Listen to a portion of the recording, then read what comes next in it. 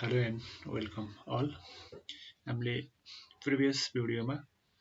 Object oriented प्रोग्रामिङको part 2 मा class and अब्जेक्टको बारेमा discuss गरेका थियौं भने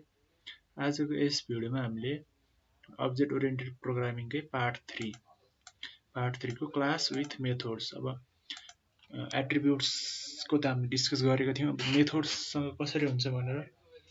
सानो एक्जाम्पल गर्न जाँदैछौं यसमा कसरी गर्ने class with methods methods अब classes class student स्टुडेन्ट भनेर हामीले एउटा क्लास क्रिएट गरौँ त्यसपछि अब हामीले यसमा क्लास भेरिएबल डिफाइन गर्न पनि सक्छौं जस्तै total is equal to 0 यो भनेको के भयो क्लास भेरिएबल किनकि क्लास भित्र हामीले भेरिएबल डिफाइन गरेका छौं त्यही भएर क्लास भेरिएबल भयो अब हामीले default methods default class methods गरौँ जस्तो डिफाइन भनेर एउटा function underscore define space double underscores init init double underscore यो वाला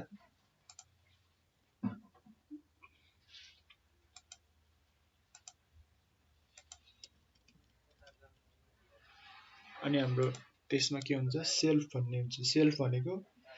डिफल्ट आर्गुमेन्ट्स भयो डिफल्ट आर्गुमेन्ट्स अब अर्को आर्गुमेन्ट्स हामी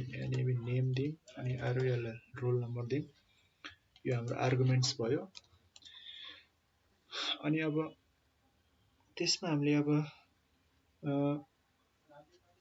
अब अब्जेक्ट भेरिएबल डिफाइन गर्न सक्छौं जस्तै अब कसरी गर्ने self dot name is equal to name lf self dot role is equal to role भनेर हामीले यसरी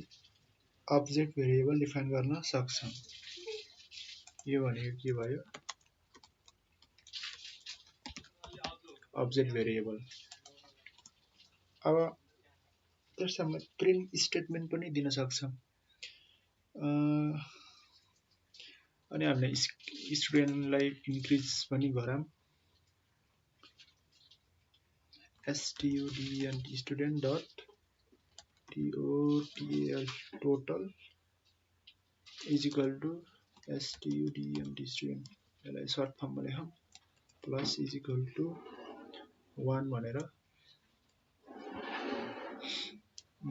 त्यसपछि हामीले के प्रिन्ट स्टेटमेन्ट राखौं प्रिन्ट f string के राखौं भन्दा or any new student अब यसलाई कसरी self dot name is added with roll number curly bracket मा self dot roll यो आउने भयो अनि त्यसपछि हामीले टोटल नम्बर कति त नयाँ स्टुडेन्ट आए पछाडी print f string total number of students भनेर के गर्ने student dot total यसलाई हामीले कल गर्ने अब यो प्रिन्टले के दिने भयो न्यू स्टुडेन्टको एउटा नाम आउने भयो त्यसपछि त्यसको रोल नम्बर आउने भयो अनि यसले के दिने भयो अरु स्टुडेन्ट आएपछि टोटल नम्बर कति भयो त स्टुडेन्ट भन्ने क्लासमा त्यो प्रिन्ट हुने भयो यो पासले हामीले यसरी रिमुभ गर्न सक्छौं यो हाम्रो क्लास भयो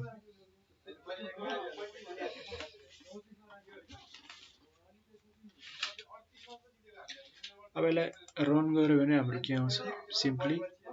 केही पनि आउँदैन जस्ट क्लास क्रिएट गरेर बस्छ यो हाम्रो स्टुडेन्ट क्लास यो क्लास भेरिएबल अनि हामीले यहाँ मेथड्स डिफल्ट मेथड्स युज गर्यौं यो भनेको के हो डिफल्ट मेथड क्लास मेथड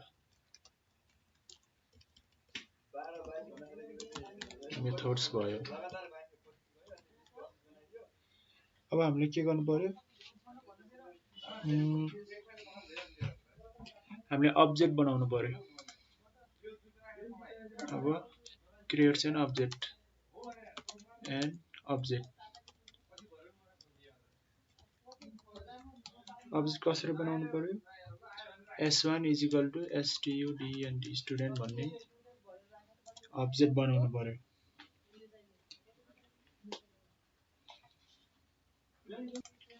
अब हाम्रो यहाँ इरर आएको छ, किन इरर आएको छ भन्दा हामीले यसमा रोल नेम र रोल नम्बर दिएका छौँ, त्यही भएर हामीले अब्जेक्ट बनाउने बेलामा यसमा नेम दिनु पर्यो, जस्तै आर्यम रेम, यसको रोल नम्बर कति त 33 भनेर यसरी अब्जेक्ट क्रिएट गर्नु पर्यो।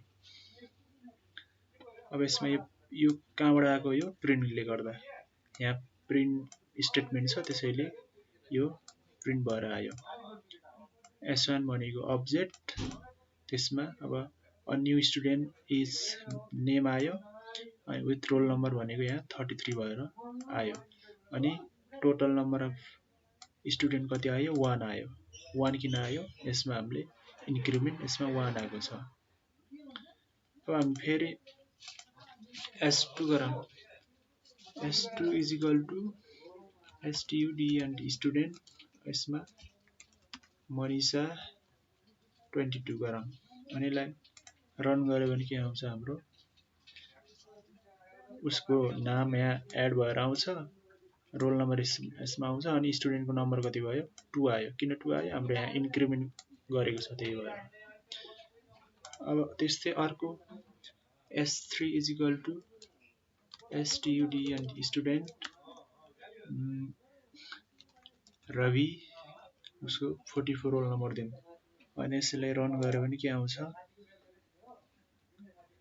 रोल नम्बर 44 यहाँ आउँछ, नेम रवि आउँछ, त्यसपछि टोटल नम्बर अफ स्टुडेन्ट के भयो, 3 भयो। अब यो किन प्रिन्ट भएको भन्दा डाइरेक्ट हामीले के दिएको, यहाँ प्रिन्ट स्टेटमेन्ट, यो डिफल्ट मेथड्सलाई यसरी हामीले प्रिन्ट गरेर हामीले कल गरेको छौँ, त्यही भएर हामीलाई यो प्रिन्ट भएको हो। यसरी हामीले क्लास विथ मेथड्सलाई यसरी काम गर्न सक्छौँ। नेक्स्ट भिडियोमा हामीले क्लास मेथड्स एन्ड सेल्फ आर्गुमेन्टको बारेमा डिस्कस गरिन्छ। Thank you for watching.